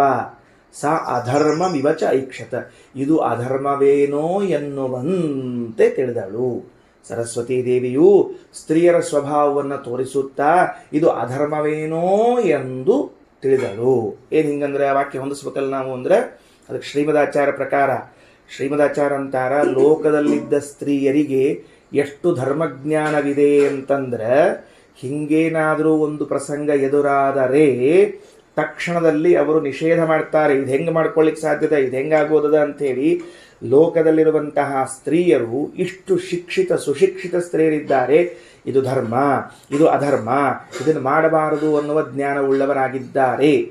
ಅಂದರೆ ಇದು ಬ್ರಹ್ಮತರ್ಕದ ವಾಕ್ಯ. ಇದು ನೆನ್ಪಿಟ್ಟುಕೊಳ್ಳ್ರಿ, ಶ್ರೀ ವೇದವ್ಯಾಸದೇವರು ಬರೆದಿರುವಂತಹದ್ದು. ಬ್ರಹ್ಮತರ್ಕದ ವಾಕ್ಯವನ್ನು ಶ್ರೀಮದಾಚಾರ್ಯ ಉದಾಹರಣೆ ಮಾಡಿ ಸರಸ್ವತೀ ದೇವಿಯ ಬಗ್ಗೆ ಹೇಳುವಾಗ ಸ್ತ್ರೀ ಸ್ವಭಾವಂ ದರ್ಶಯಂತಿ, ಸ್ತ್ರೀಯರ ಸ್ವಭಾವವೇನು ಅನ್ನುವುದನ್ನು ತೋರಿಸ್ತಾ, ಸ್ತ್ರೀಯರ ಸ್ವಭಾವ ಏನು, ನಾಚಿಕೊಳ್ಳುವುದು, ಇದು ತಪ್ಪು ಅಂತ ತಿಳ್ಕೊಂಡಿರುವುದು, ಇದು ಧರ್ಮ, ಇದು ಅಧರ್ಮ ಅಂತ ತಿಳಿದುಕೊಂಡಿರುವುದು ಸ್ತ್ರೀಯರ ಸ್ವಭಾವವಾಗಿದೆ. ಆದ್ದರಿಂದ ಸ್ತ್ರೀಯರ ಸ್ವಭಾವವಾದ ನಾಚಿಕೆಯನ್ನ ತೋರಿಸ್ತಾ ಬ್ರಹ್ಮನ ಮಗಳಾಗಿ ನಾನು ಹೀಗೇನಾದರೂ ಲಗ್ನ ಮಾಡಿಕೊಂಡ್ರೆ ಇದು ನಾಚಿಗೇಡಿನ ಸಂಗತಿಯಾಗ್ತದ ಅಂತ ತಿಳಿದುಕೊಂಡು ಹೇಳಿ ಅದರ್ಶಳಾದಳು. ಇಷ್ಟು ಹೇಳಬೇಕಾಗಿದೆ ಯಾರಿಗೆ? ಉಪನಿಷತ್ತಿಗೆ. ಅದನ್ನು ಬ್ರಹ್ಮತರ್ಕದಲ್ಲಿ ವೇದವ್ಯಾಸದೇವರು ಆ ಸ್ಪಷ್ಟ ಮಾತನ್ನು ಬರಿತಾ ಇದ್ದಾರೆ. ಸ್ತ್ರೀ ಸ್ವಭಾವಂ ದರ್ಶಯಂತಿ ಸಾಧರ್ಮಮಿವ ಚೈಕ್ಷತ. ಆಶ್ಚರ್ಯ ಅನ್ನಿಸ್ತದೆ ನನಗೆ. ಏನಂತಾರಂದ್ರೆ ಸ್ತ್ರೀ ಸ್ವಭಾವವಾದದ್ದು ಯಾವುದು? ಲಜ್ಜಾ. ಸ್ತ್ರೀಯರಿಗೆ ಸ್ವಭಾವ ಎನಿಸಿರುವಂತಹದ್ದು ಲಜ್ಜೆಯನ್ನು ತೋರಿಸುವುದಕ್ಕಾಗಿ ಬ್ರಹ್ಮದೇವರ ಮಗಳಾದ ತನ್ನನ್ನ ಬ್ರಹ್ಮದೇವರು ಕೂಡುವುದು ಅಧರ್ಮ ಇದು ಎನ್ನುವಂತೆ. ಹಂಗಾದ್ರೆ ಎರಡು ಹೇಳಿದರು, ಸ್ತ್ರೀಯರಿಗೆ ಸ್ವಭಾವಕ್ಕೆ ಸಹಜವಾದದ್ದು ಲಜ್ಜಾ, ಜೊತೆಗೆ ಧರ್ಮವು.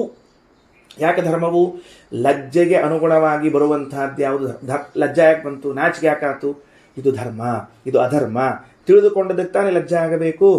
ಇಲ್ಲದೇ ಇದ್ರೆ ಹೆಂಗೆ ಲಜ್ಜಾ ಬರ್ತದೆ? ಎಲ್ಲಾದರೂ ಸುಮ್ಮನೆ ಲಜ್ಜಾ ಬರ್ತದ? ಹಾಗಾದರೆ ನಾನು ಇದು ತಪ್ಪನ್ನು ಮಾಡುತ್ತಿದ್ದೇನೆ ಎಂದು ತಿಳಿದು ಲಜ್ಜಿಸಿಕೊಂಡಳು. ಹಾಗಿದ್ರೆ ಸ್ತ್ರೀಯರಿಗೆ ಧರ್ಮ ತಿಳುವಳಿಕೆ, ಧರ್ಮಜ್ಞಾನ ಅಂತನ್ನುವುದು ಅತ್ಯಂತ ಸಹಜವಾಗಿದೆ ಅಂತನ್ನುವುದು ಶ್ರೀಮದಾಚಾರ್ಯ ಅಭಿಪ್ರಾಯ. ಇದು ನನ್ನ ವೈಯಕ್ತಿಕ ಅಭಿಪ್ರಾಯ.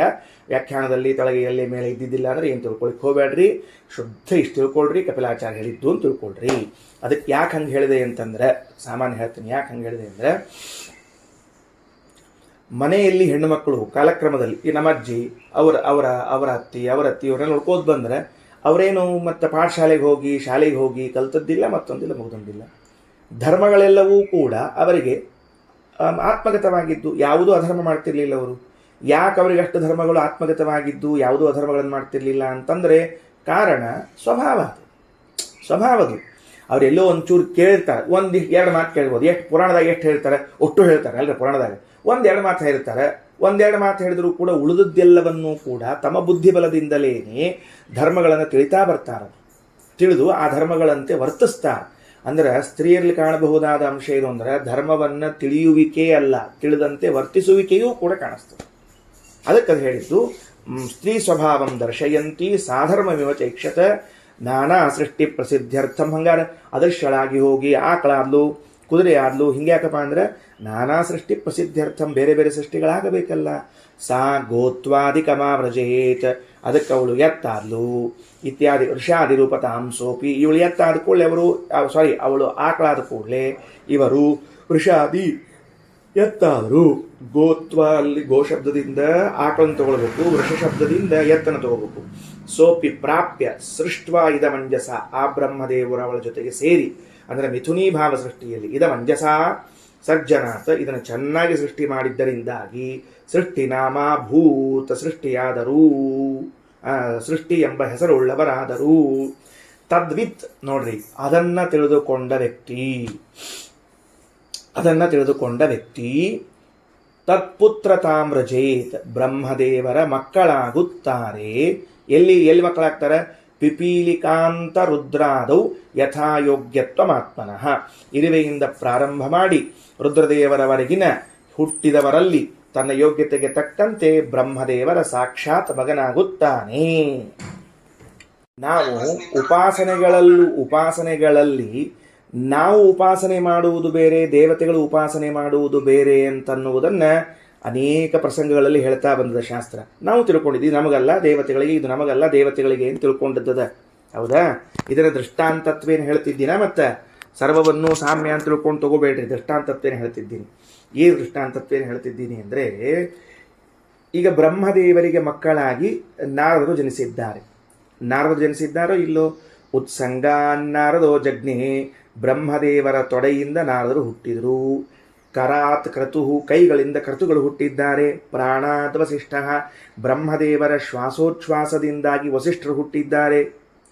ಸದ್ಯೋ ಜಾಯತ ತನ್ಮನ್ಯು ಕುಮಾರೋ ನೀಲಲೋಹಿತ, ಹುಬ್ಬು ಗಂಟು ಹಾಕಿದರು, ಅಲ್ಲಿಂದ ರುದ್ರದೇವರು ಹುಟ್ಟಿದರು. ಇವೆಲ್ಲ ಪುರಾಣದಲ್ಲಿ ಕೇಳಿದ್ದೀವಲ್ಲ. ಹಾಗಾದರೆ ಈ ಎಲ್ಲರೂ ಬ್ರಹ್ಮದೇವರ ಸಾಕ್ಷಾತ್ ಪುತ್ರರಾದರಲ್ಲ.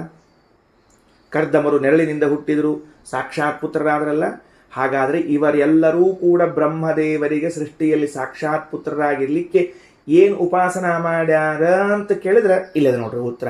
ಸರ್ಜನಾತ್ ಸೃಷ್ಟಿ ನಾಮಾಭೂತ್ ತದ್ವಿತ್ ತತ್ಪುತ್ರತಾಂ ವ್ರಜೇತ ಪಿಪೀಲಿಕಾಂತ ರುದ್ರಾದೌ ಯಥಾಯೋಗ್ಯತ್ವಮಾತ್ಮನಃ. ರುದ್ರದೇವರಿಂದ ಪ್ರಾರಂಭ ಮಾಡಿಕೊಂಡು ಇರುವೆಯವರೆಗೆ, ಇದು ಇರುವೆ ಯಾವ ಇರುವಿ? ಇವತ್ತು ನಮ್ಮ ಲೋಕದಾಗ ಹಡದ ಇರುವೆ ಅಲ್ಲದು. ಬ್ರಹ್ಮದೇವರು ಫಸ್ಟ್ ಬಾರಿ ಸೃಷ್ಟಿ ಮಾಡ್ಯಾರಲ್ಲ, ಆ ಮೊದಲನೇ ಇರುವಿ. ಸರಸ್ವತೀ ದೇವಿ ಹೆಣ್ಣಿರುವೆಯಾಗಿಯೂ ಬ್ರಹ್ಮದೇವರು ಗಂಡಿರುವೆಯಾಗಿಯೂ ಕೂಡಿದಾಗ ಹುಟ್ಟಿದ ಮೊದಲನೇ ಇರುವೆ ಅದಲ್ಲ. ಆ ಇರುವೆಯೂ ಕೂಡ ಹಿಂದಿನ ಜನ್ಮದಲ್ಲಿ ಬ್ರಹ್ಮದೇವರು ಸೃಷ್ಟಿಕರ್ತ ಆಗ್ಯಾರ ಅಂತ ಇಷ್ಟಂಶವನ್ನ ನಿರಂತರವಾಗಿ ಧ್ಯಾನ ಮಾಡಿ ಬ್ರಹ್ಮದೇವರ ಗುಣಗಳನ್ನು ಉಪಾಸನೆ ಮಾಡಿದ್ದರ ಫಲವಾಗಿ ಈ ಸೃಷ್ಟಿಯಲ್ಲಿ ಹುಟ್ಟಿ ಬಂದಿದೆ. ಹಾಗಾದರೆ ಭಾಗವತ ಕೇಳುವಾಗ ಯಾವ ಅಂಶಗಳು ನಮ್ಮ ತಲೆಯಲ್ಲಿ ಬರುವುದಿಲ್ಲ? ಬ್ರಹ್ಮದೇವರು ತಮ್ಮ ದೇಹದಿಂದಲೇ ಎಲ್ಲರನ್ನ ಸೃಷ್ಟಿ ಮಾಡಿಬಿಟ್ರು. ಹೌದಾ? ಸರಸ್ವತಿಯಿಂದ ಸೃಷ್ಟಿ ಮಾಡಿದರು. ಹೌದಾ? ಇದೆಲ್ಲ ಸೃಷ್ಟಿಯ ಹಿನ್ನೆಲೆಯಲ್ಲಿ ಪ್ರಥಮ ಪುತ್ರರಾಗಿ ಇವರು ಹಿಂಗೆ ಹುಟ್ಟಿದರು? ಏನು ಪುಣ್ಯ ಮಾಡಿದ್ರು ಅವರು? ಏನು ಪುಣ್ಯ ಮಾಡಿದ್ರು ಅಂತಂದರೆ, ಬ್ರಹ್ಮದೇವರಿಗೆ ಸೃಷ್ಟಿ ಎಂದು ಹೆಸರುಂಟು. ಯಾಕೆ ಸೃಷ್ಟಿ ಅಂತ ಹೆಸರು? ಎಲ್ಲವೂ ಅವರಿಂದ ಸೃಷ್ಟಿಯಾಗಿದೆ. ಅಂದರೆ ಯಾವುದು? ಸ್ವತಃ ಹೆಂಡತಿ ಎನಿಸಿಕೊಂಡವಳು, ಅನಾದ್ಯನಂತ ಕಾಲದಿಂದ ಪತಿ ಪತ್ನಿ ಭಾವ ಇರುವಂತಹ ಸರಸ್ವತಿಯೂ ಕೂಡ ಬ್ರಹ್ಮದೇವರಿಂದ ಜನಿಸಿ ಬ್ರಹ್ಮದೇವರ ಹೆಂಡತಿಯಾಗಿದ್ದಾಳೆ.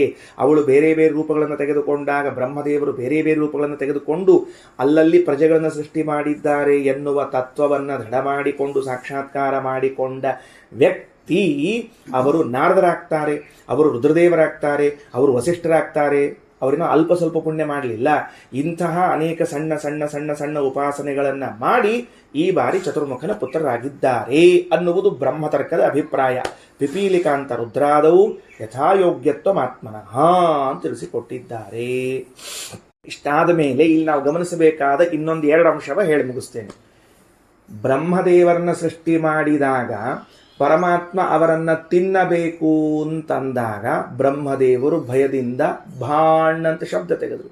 ಭಾಣ್ ಅಂತ ಶಬ್ದ ತೆಗೆದು ಕೂಡಲೇ ವಾಣಿಯ ಒಂದು ರೂಪ ಪ್ರಕಟವಾಯಿತು. ಅಲ್ಲಿ ಬಂದದ ಹಿಂದೆ ಈಗಾಗಲೇ ಸರಸ್ವತಿ ಸೃಷ್ಟಿ ಒಂದು ಸರ್ತಿ ಹೇಳ್ಯದ. ಎಲ್ಲಿ ಹೇಳಿದ? ಅಶ್ವಮೇಧ ಬ್ರಾಹ್ಮಣದಲ್ಲಿ ಹೇಳೋ ಕಾಲಕ್ಕೆ ಬಾಯಿ ತೆಗೆದ್ರು. ಮೃತ್ಯು ಆಸೀತ್, ಮೃತ್ಯು ಇದ್ದ, ಮೃತ್ಯುನಾಮಕನಾದ ನರಸಿಂಹದೇವರಿದ್ರು. ಅವರು ಬ್ರಹ್ಮದೇವರನ್ನು ಸೃಷ್ಟಿ ಮಾಡಿದವರನ್ನು ತಿನ್ನಬೇಕು ಅಂತ ಹೊರಟರು. ಆಗ ಅವರು ಭಾಣ ಅಂತ ಶಬ್ದ ಮಾಡಿದರು ಅಂತದ. ಅಲ್ಲಿ ಬರೋ ಕಾಲದಲ್ಲಿ ಅಲ್ಲೊಂದು ಸರಸ್ವತಿ ರೂಪವನ್ನು ಹೇಳಿದ್ದಾರೆ, ಇಲ್ಲೊಂದು ಸರಸ್ವತಿ ರೂಪವನ್ನು ಹೇಳಿದ್ದಾರೆ. ಭಾಗವತದ ತೃತೀಯ ಸ್ಕಂದದ 10ನೇ ಅಧ್ಯಾಯದಲ್ಲಿ ಹೇಳುವಾಗ ಮತ್ತೊಂದು ಸೃಷ್ಟಿ ರೂಪವನ್ನು ಹೇಳಿದ್ದಾರೆ. ಇದರಿಂದ ಏನು ತಿಳ್ಕೋಬೇಕು? ಏನೇನು ಘಟನೆಯಾಗ್ಯಾವ ಅಂತ ತಿಳ್ಕೋಬೇಕಲ್ಲ. ಇಷ್ಟು ತಿಳ್ಕೊಳ್ರಿ. ಭಾಗವತದ ತೃತೀಯ ಸ್ಕಂದದಲ್ಲಿ ಹೇಳಲಾದ ಬ್ರಹ್ಮದೇವರೇ ಸೃಷ್ಟಿ ಮಾಡಿ ಆ ಹೆಣ್ಣಿನ ಜೊತೆಗೆ ಸೇರ್ಲಿಕ್ಕೆ ಹೊರಟವಳು, ಅವಳ ಹೆಸರು ವಾಣಿ ಅಂತ ಹೆಸರು. ಅವಳಿಗೇನು ಬೇರೆ ಹೆಸರಲ್ಲ, ಅವಳಿಗೂ ವಾಣಿ ಅಂತ ಹೆಸರು. ಮತ್ತು ಆ ವಾಣಿಯನ್ನು ಸೇರ್ಲಿಕ್ಕೆ ಹೊರಟಿದ್ರಲ್ಲ, ಆಗ ಮರೀಚಿ ಮೊದಲಾದ ಮಕ್ಕಳೆಲ್ಲ ಸೇರ್ಕೊಂಡಪ್ಪ ಅನ್ಯಾಯ ಇದು ಮಾಡಬೇಡ ಬಿಡು ಅಂತ ಹೇಳಿದಾಗ ಛೇ ನನ್ನ ಮಕ್ಕಳು ನನಗೆ ಬುದ್ಧಿ ಹೇಳೋಂಗಾತಲ್ಲ ಅಂತ ತಿಳ್ಕೊಂಡು ಹೇಳಿ ಬ್ರಹ್ಮದೇವರ ಆ ದೇಹವನ್ನು ತ್ಯಾಗ ಮಾಡಿಬಿಟ್ಟು ಬೇರೆ ದೇಹವನ್ನು ತೆಗೆದುಕೊಂಡು ಮುಂದೆ ಸೃಷ್ಟಿಯನ್ನು ವರಿಸಿದರು ಅಂತ 10ನೇ ಅಧ್ಯಾಯದಲ್ಲಿ ಬಂದದ. ಅದಕ್ಕೆ ಶ್ರೀಮದ್ ಆಚಾರ್ಯ ಸ್ಪಷ್ಟೀಕರಣ ಕೊಡ್ತಾರೆ. ಅಲ್ಲಿ ಬಂದ ವಾಣಿ ಎಂಬ ಹೆಸರಿನವಳು ಸರಸ್ವತಿ ಅಲ್ಲವೇ ಅಲ್ಲ. ಅವಳು ಯಾರು ಅಂದ್ರೆ ಮಾನುಷಿ ವಾಕ್ ಸ್ಮೃತ. ಈ ನಾವೇನಿದ್ದೀವಲ್ಲ, ನಾವು ಅರ್ಥಾತ್ ದೇವತೆಗಳಿಂದ ಅತಿರಿಕ್ತರಾದವರು ರಚನೆ ಮಾಡಿದ ಮೋಹಕ ಶಾಸ್ತ್ರಗಳೇನಿವೆಯಲ್ಲ, ಪಾಶುಪತ, ಗಾಣಪತ್ಯ, ಸ್ಕೌರ, ಸಾಂದ ಅಥವಾ ನಮ್ಮ ಕಥಿ ಕಾದಂಬರಿಗಳು, ಸಿನಿಮಾ ನಾಟಕಗಳೇನವ, ಇದೆಲ್ಲದಕ್ಕೂ ಅಭಿಮಾನಿನಿಯಾದ ಒಬ್ಬ ಸ್ತ್ರೀಯವಳು. ಅವಳು ಸರಸ್ವತಿಯೇ ಅಲ್ಲ, ಸ್ಪಷ್ಟಪಡಿಸ್ತಾರೆ ಶ್ರೀಮದಾಚಾರ್ಯ. ಅದಕ್ಕೆ ಅದು ಎಷ್ಟು ಮೋಹಕ ಇತ್ತು ಅಂತ ಅನ್ನೋದನ್ನು ತೋರಿಸ್ಲಿಕ್ಕೆ ಬ್ರಹ್ಮದೇವರು ಏನು ಮಾಡಿದರು ಅಂದರೆ, ತಾವು ಸೃಷ್ಟಿ ಮಾಡಿದರು, ಅದರಿಂದ ಬೆನ್ನತ್ತಿಕೊಂಡು ಹೋಗ್ಬಿಟ್ರು. ಅವರೇನು ಬ್ರಹ್ಮದೇವರು ಸೃಷ್ಟಿ ಮಾಡಿ ಆ ಮೋಹಶಾಸ್ತ್ರ ದುಷ್ಟಶಾಸ್ತ್ರಗಳಿಗೆ ಅಭಿಮಾನಿನಿಯಾದ ಸ್ತ್ರೀ ಹಿಂದೆ ಬೆನ್ನತ್ತಿಕೊಂಡು ಹೋದಂತೆ ತೋರಿಸಿದ್ರೋ, ಅದಕ್ಕೆ ನಾವು ಇವತ್ತಿಗೆ ಆ ಕಥೆ ಕಾದಂಬರಿ ಮತ್ತೊಂದು ಮುಗಿದೊಂದು ನೋಡಿದರೆ ಅಷ್ಟು ಮೋಹಕ್ಕೊಳಗಾಗ್ತೀವಿ. ಅದು ಅವಳು ಸರಿಸಿಬಿಟ್ರೆ ಅವಳನ್ನ. ಆಮೇಲೆ ಇನ್ನೊಂದು ಸೃಷ್ಟಿ, ಬಾಯಿ ತೆಗೆದಾಗ ಭಾಣ್ ಅಂತ ಶಬ್ದ ಬಂತು, ಆಗೊಂದು ಹುಟ್ಟಿದ್ಲು ಅಂತದಲ್ಲ ಹುಡುಗಿ, ಅವಳು ಕನ್ಯೆ ಸರಸ್ವತಿ. ಅವಳು ಎದಕ್ಕೆ ಬಂದಾಳ ಅಂದ್ರೆ ವೇದಾಭಿಮಾನಿನಿಯಾಗಿ ಸಕಲ ಸತ್ಶಾಸ್ತ್ರಗಳಿಗೆ ಅಭಿಮಾನಿಯಾಗಿ. ಯಾಕ? ಭಾಣ್ ಅಂತ ಶಬ್ದವನ್ನು ಉಚ್ಚಾರಣೆ ಮಾಡಿದಾಗ ಹುಟ್ಟಿದವಳು ಅವಳು. ಅದಕ್ಕೆ ಅರ್ಥ ಬರೆದಿದ್ದಾರೆ ಶ್ರೀಮದಾಚಾರ್ಯರು. ಭಾ ಅಂದರೆ ಪ್ರಕಾಶ ರೂಪ, ನ ಅಂದರೆ ಜ್ಞಾನ ರೂಪ, ಜ್ಞಾನಾನಂದ ರೂಪನಾದವನು ಪರಮಾತ್ಮ ಎಂದು ತಿಳಿಸುವ ಶಬ್ದವನ್ನು ಉಚ್ಚರಿಸಿದಾಗ ಹುಟ್ಟಿದವಳಾದದ್ದರಿಂದ ಅವಳು ಅಂತಹ ಪ್ರತಿಪಾದನೆ ಮಾಡುವ ಶಾಸ್ತ್ರಗಳಿಗೆಲ್ಲದಕ್ಕೂ ಅಭಿಮಾನಿನಿ. ಅದೊಂದು ಸರಸ್ವತಿ ರೂಪ. ಇಲ್ಲೊಂದು ಸರಸ್ವತಿ ರೂಪ ಹೇಳಿಕತ್ತಾರೆ. ಈ ಸರಸ್ವತಿ ರೂಪ ಯಾವುದು ಅಂದರೆ ಪತಿಪತ್ನಿ ಎಂಬ ಹೆಸರಿನ ಸರಸ್ವತಿ ರೂಪ ಇದು. ಇದರ ಸೇರಿಕೊಂಡು ಮುಂದೆ ಸಂತಾನ ಪಡಿಬೇಕು ಅಂತದ. ಹೀಗಾಗಿ ಮೂರೂ ಪ್ರಕರಣಗಳಲ್ಲಿ ಬಂದಿರುವಂತಹದ್ದು ಬೇರೆ ಬೇರೆಯಾದದ್ದು. ಸರಿ, ಮುಂದೆ ಹೋಗೋಣಂತೆ. ಏನದ ಉಪನಿಷತ್ತು. ಅಥ ಇತ್ಯಭ್ಯಮಂತತ ಸ ಮುಖಾಚ್ಚ ಯೋನೇರ್ಹಸ್ತಾಭ್ಯಾಂಚ ಅಗ್ನಿಮಸೃಜತ ತಸ್ಮಾದೇತದುಭಯಂ ಅಲೋಕಂ ಅಂತರತರಃ ಅಲೋಮಕಾಹಿ ಯೋನಿರಂತರತರಃ. ಇಷ್ಟು ವಿಷಯ. ಇದೊಂದಕ್ಕೆ ಭಾಷ್ಯ ನೋಡೋಣ ಕೆಳಗಡೆಗೆ. ಅಥ ಅನ್ನಾದಂ ಅಪಿ ಅಥ ಅಪ್ಯನ್ನಂ ಸ್ರಕ್ಷ್ಯಾಮಿ ಇತಿ ವಿಚಿಂತಯನ್.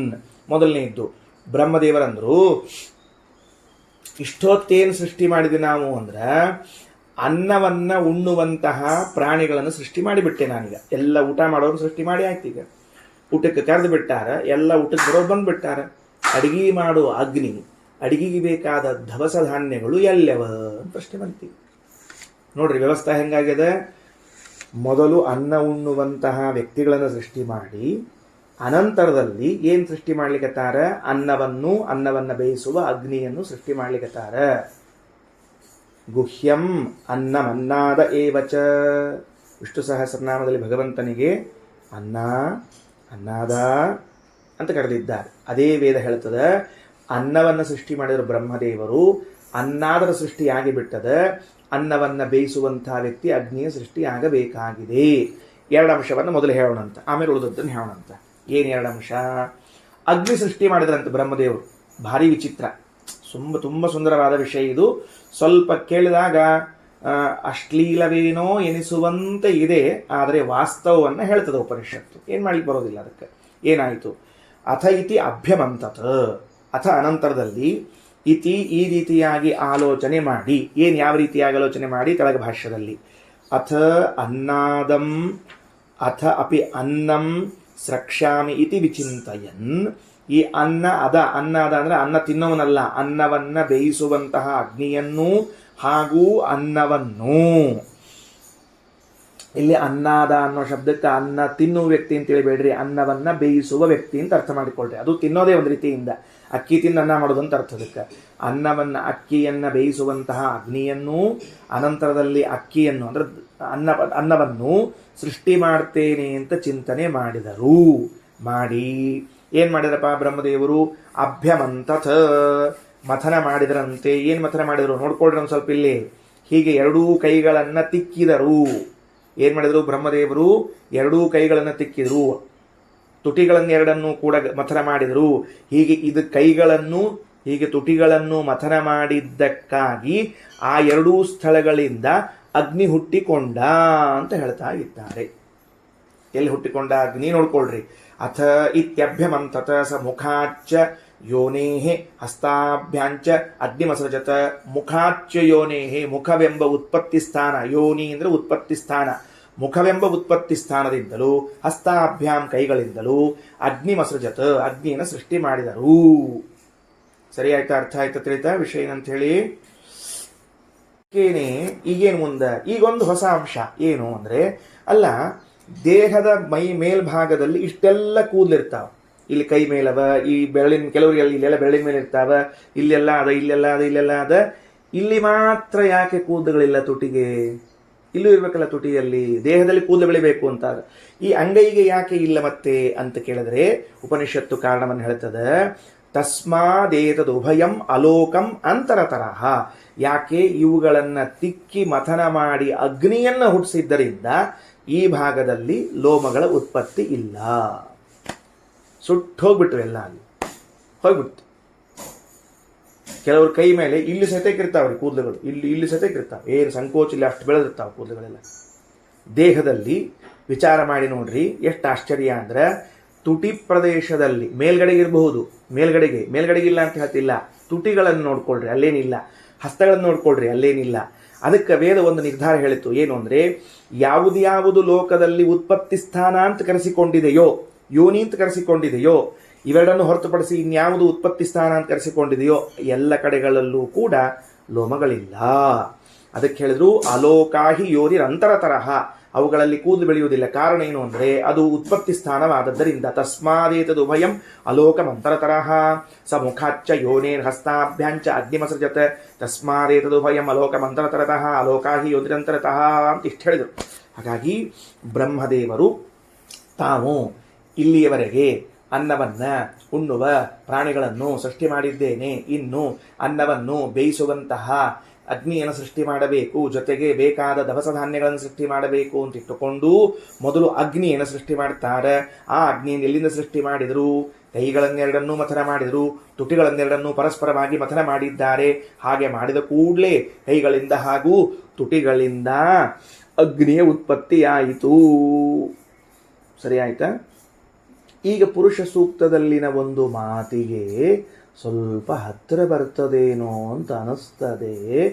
ಮುಖಾದಿಂದ್ರಶ್ಚ ಅಗ್ನಿಶ್ಚ ಪ್ರಾಣಾದ್ವಾಯುರಜಾಯತ. ಮುಖಾದಿಂದ್ರಶ್ಚ ಅಗ್ನಿಶ್ಚ, ಮುಖದಿಂದ ಅಗ್ನಿ ಹುಟ್ಟಿತು. ಸರಿ ಅದ, ಒಳಗೆ ಭಗವಂತ ಇದ್ದೇ ಇದ್ದಾನೆ. ಬ್ರಹ್ಮದೇವರ ಮುಖದಲ್ಲಿ ಭಗವಂತನ ಮುಖ ಇಲ್ಲೇನು ಮತ್ತೆ ಅದ ಅಲ್ಲಿಂದ ಹುಟ್ಟಿತು ಅಂತೂ ಹೇಳಲಿಕ್ಕೆ ಬರ್ತದ. ಮುಂದೆ ನೋಡ್ಕೊಡ್ರಿ ವಾಕ್ಯ. ಅದಕ್ಕೆ ತಸ್ಮಾದೇತದು ಭಯಂ ಅಲೋಕಮಂತರತರಹ ಅಲೋಮಕಾಹಿ. ಅಲೋಮಕ ಅಂದರೆ ಕೂದಲುಗಳು ಇಲ್ಲದ್ದು. ಲೋಮ ಅಂದರೆ ಕೂದಲು, ಅಲೋಮಕ ಅಂದರೆ ಕೂದಲು ರಹಿತವಾದದ್ದು. ಅಲೋಮಕಾಹಿ ಯೋನಿಹಿ ಅಂತರತರಹ, ಯೋನಿಯ ಒಳಗೆ ಕೂದಲು ಇಲ್ಲ ಅಂತ ಅನ್ನೋದು ನಿಶ್ಚಿತ. ಮುಂದೆ ತತ್ ಯತ ಇದಮಾಹುಹು ಅಮುಂಚ ಯಜಾಮ ಇತ್ಯೈಕೈಕಂ ದೇವಮೇತಸ್ಯೈವ ಸಾ ವಿಸೃಷ್ಟಿ. ಇನ್ನು ಮುಂದೆ ಎರಡು ಸೃಷ್ಟಿಯನ್ನು ಹೇಳ್ತಾರೆ. ಬ್ರಹ್ಮದೇವರು ನಡೆಸಿದ ವಿಸೃಷ್ಟಿ ಹಾಗೂ ಅತಿಸೃಷ್ಟಿ ಅಂತ ಎರಡು ಸೃಷ್ಟಿ ಅದ ಅಂತ. ಎಷ್ಟು ಚಂದ ಶಬ್ದಗಳು. ಒಂದು ವಿಸೃಷ್ಟಿ, ಒಂದು ಅತಿಸೃಷ್ಟಿ ಅಂತ ಹೇಳಿದರು. ಏನು ವಿಸೃಷ್ಟಿ ಅಂದರೆ ಲೋಕದಲ್ಲಿ ಒಬ್ಬೊಬ್ಬ ದೇವತೆಗಳನ್ನು ಉದ್ದೇಶ ಮಾಡಿಕೊಂಡು ನಾವು ಇವರನ್ನು ಕುರಿತು ಯಾಗ ಮಾಡ್ತೇವೆ, ತತ್ ಯತ ಇದಮಾಹುಹು. ಅದನ್ನು ಹೇಳ್ತಾರೆ ನೋಡ್ರಿ ಏನಂತ. ಅಮುಂಚ ಯಜಾಮ, ರುದ್ರದೇವರನ್ನ ಕುರಿತು ಯಜ್ಞ ಮಾಡೋಣ, ಇಂದ್ರದೇವರನ್ನ ಕುರಿತು ಯಜ್ಞ ಮಾಡೋಣ. ಇತಿ ಏಕೈಕಂ, ಹಿಂಗ ಒಂದೊಂದು ದೇವಂ, ಒಬ್ಬೊಬ್ಬ ದೇವತೆಗಳನ್ನು ಏತಸ್ಯೈವ ಸಾ ವಿಸೃಷ್ಟಿ, ಇದನ್ನೇನು ಕರೀತಾರೆ? ವಿಸೃಷ್ಟಿ ಎಂದು ಕರೆಯುತ್ತಾರೆ. ಸರಿ ಆಯ್ತಾ ಏನಂತ ಹೇಳಿದ್ದು? ಇದನ್ನೇ ವಿಸೃಷ್ಟಿ ಎಂದು ಕರೆಯುತ್ತಾರೆ. ಹೌದು, ಅದೇನು ಯಜ್ಞ ಮಾಡ್ತೀವಿ ಎಂದು ಮಾತ್ರಕ್ಕೆ ಏನಾಯ್ತು ಅಂದ್ರೆ ಹಂಗಲ್ಲ. ಇವರನ್ನ ಯಜ್ಞ ಮಾಡ್ತಾರ ಅಂತ ಲೋಕದಲ್ಲಿ ಹೇಳ್ತಾರೆ. ಆದರೆ ಅವರು ಯಾರಿಗೂ ಯಜ್ಞ ಹೋಗುವುದಿಲ್ಲ. ಏಕೈಕಂ ದೇವಂ ಏತಸ್ಯೈವ ಸಾ ವಿಸೃಷ್ಟಿ, ಎಲ್ಲ ಹೋಗಿ ಸೇರೋದು ಆ ಬ್ರಹ್ಮದೇವರಿಗೇನೆ. ಏನಾಯ್ತು? ಲೋಕದಲ್ಲಿ ಒಬ್ಬೊಬ್ಬ ದೇವತೆಯನ್ನ ಉದ್ದೇಶ ಮಾಡಿಕೊಂಡು ಇವರನ್ನ ಯಜ್ಞ ಮಾಡೋಣ, ಇವರನ್ನ ಕುರಿತು ಯಜ್ಞ ಮಾಡೋಣ ಅಂತ ಹೇಳಿದರೆ ಆ ಎಲ್ಲ ಪ್ರಸಿದ್ಧರಾದ ದೇವತೆಗಳೂ ಕೂಡ ಬ್ರಹ್ಮದೇವರೇ ಸೃಷ್ಟಿ ಮಾಡಿದ್ದರಿಂದ, ಅವರೇ ಎಲ್ಲ ದೇವತೆಗಳಿಗೂ ಕಾರಣ ತಂದೆಯಾದದ್ದರಿಂದ ಆ ಹೆಸರಿನಿಂದ ಕರೆಸಿಕೊಳ್ಳುವವರು, ಯಜ್ಞದಲ್ಲಿ ಆಹುತಿಯನ್ನು ತೆಗೆದುಕೊಳ್ಳುವವರು ಬ್ರಹ್ಮದೇವರೇ, ಬೇರೆಯವರಲ್ಲ. ಇದು ವಿಸೃಷ್ಟಿ. ಇದು ಆದ ಮೇಲೆ ಮುಂದಿನ ವಿಷಯವನ್ನು ಮಧ್ಯಾಹ್ನದಾಗ ತಗೊಳ್ತೀನಿ. ಸದ್ಯಕ್ಕೆ ಇಷ್ಟು ವಿಷಯ ಹೇಳ್ತೀನಿ. ಏನಂತಾರೆ? ತಿನ್ನುವ ಪದಾರ್ಥವನ್ನು ಸೃಷ್ಟಿ ಮಾಡಬೇಕಾಗಿತ್ತು.